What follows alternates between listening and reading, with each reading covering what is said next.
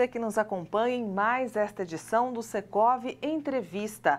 No programa de hoje vamos conversar com Carlos Borges, nosso vice-presidente de Tecnologia e Sustentabilidade. Diretor-presidente da Tarjarb Incorporadora, empresa com quase 35 anos de atuação, nosso convidado é engenheiro civil pela FAAP e com pós-graduação em administração pela FGV. Mestre em engenharia pela Poli-USP e com MBA em marketing pela ESPM, foi superintendente do Comitê Brasileiro de Construção Civil na ABNT e um dos coordenadores da comissão responsável pela nova norma de desempenho em edifícios. Carlos, muito obrigado pela sua presença. Muito bom tê-lo aqui. Eu que agradeço. Carlos, por que, na sua visão, essa nova norma de desempenhos pode ser considerada um divisor de águas, principalmente no processo de desenvolvimento de um empreendimento imobiliário? Por vários motivos. Em primeiro lugar, essa norma é a primeira na história do Brasil que cobra os resultados efetivamente com que os empreendimentos têm que dar em relação ao consumidor, né? E ela não cobra a forma como são feitos. Então, ela estabelece objetivamente um padrão de qualidade que pode ser aferido. Então, para o consumidor, isso é muito valioso, porque ele tem condições de separar o joio do trigo. Né? Além disso, ela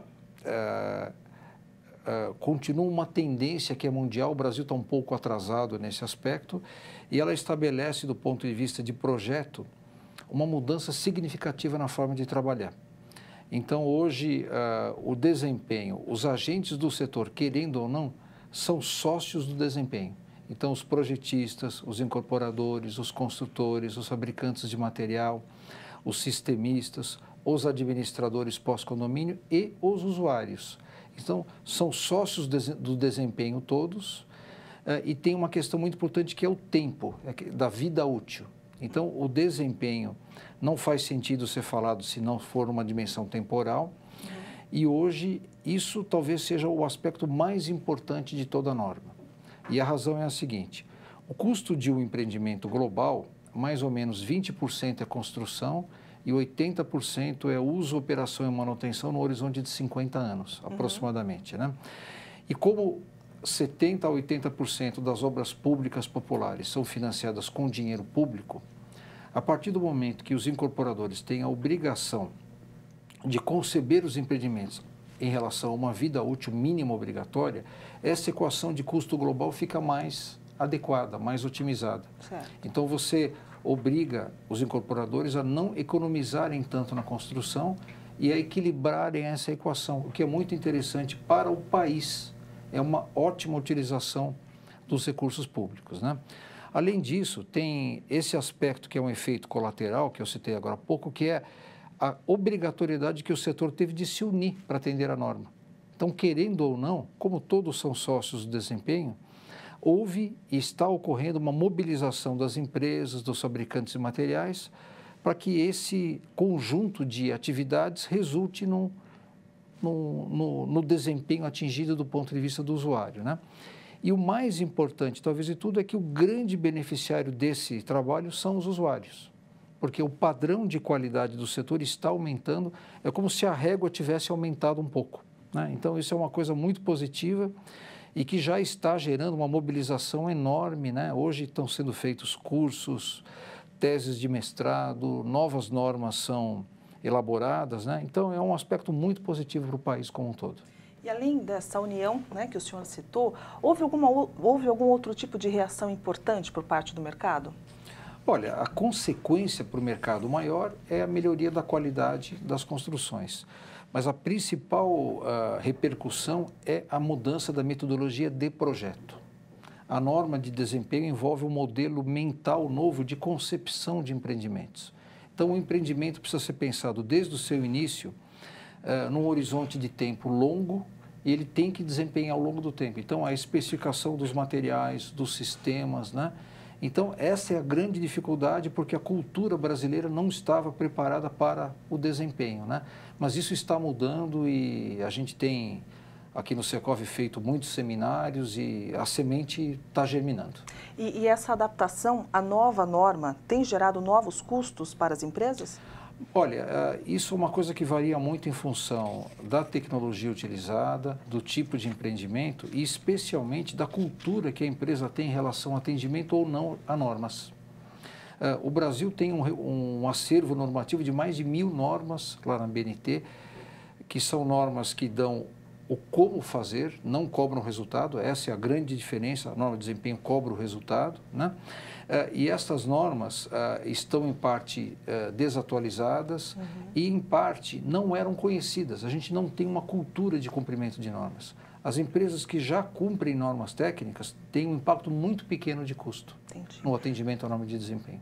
Já que estamos falando em aprimoramento, né, a sua vice-presidência ela trabalha na elaboração de manuais de escopo e outras publicações. E agora está no forno justamente o Manual Técnico de Incorporação. Como ele poderá ajudar o mercado? A atividade de incorporação é complexa, é transversal, né, envolve uma gama de disciplinas muito grandes. Então, o objetivo do manual é, de maneira simples, didática, orientar o pequeno incorporador, especialmente, aquele empresário que está querendo virar incorporador, de todo o ciclo do negócio que é muito longo e que envolve desde a concepção do negócio, a aquisição do terreno, a prospecção, até a efetiva conclusão do empreendimento, que pode envolver a contratação de uma construtora ou a própria incorporadora quando ela tem as suas atividades, né? Então, a gente tem... É um trabalho feito com muitas pessoas aqui dentro do Secov que são experientes no assunto e que eu tenho certeza que irá ajudar os nossos associados. Carlos, como é feito direto dos casos de corrupção que nós temos no país, as grandes incorporadoras têm investido em programas de governança corporativa e compliance. Esse tipo de medida, ela é acessível para as pequenas e médias empresas também? Ela é mais do que acessível, ela é necessária e hoje uma empresa pequena, média ou grande que não trata do tema governança corporativa e compliance, ela tem um problema de gestão de riscos, ela vai correr riscos muito maiores do que antes e ela não tem futuro se ela não tratar disso, porque ela não vai ser aceita pela sociedade, né? Então, nós temos um fato novo, que é a Lei Anticorrupção, e que coloca a responsabilidade objetiva. Então, numa empresa, se um sócio, um diretor, mesmo sem saber, mesmo sem ter orientado, se um funcionário da empresa, por exemplo, paga uma propina ou tem uma conduta ilícita, ele pode ser diretamente responsabilizado.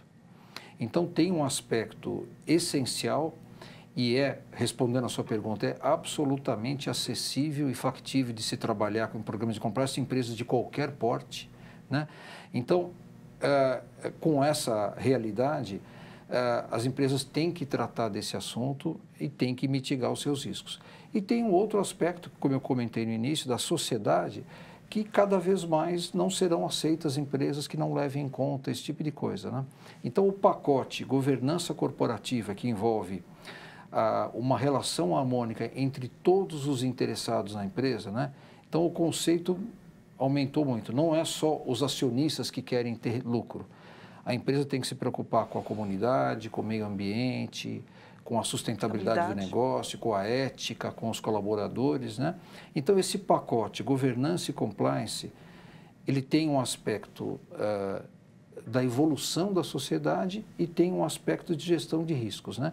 E para começar esse processo, a principal questão é atitude, é comportamento, né? Então, tem uma frase que eu gosto muito que fala, as suas atitudes falam tão alto que eu não ouço as suas palavras, né?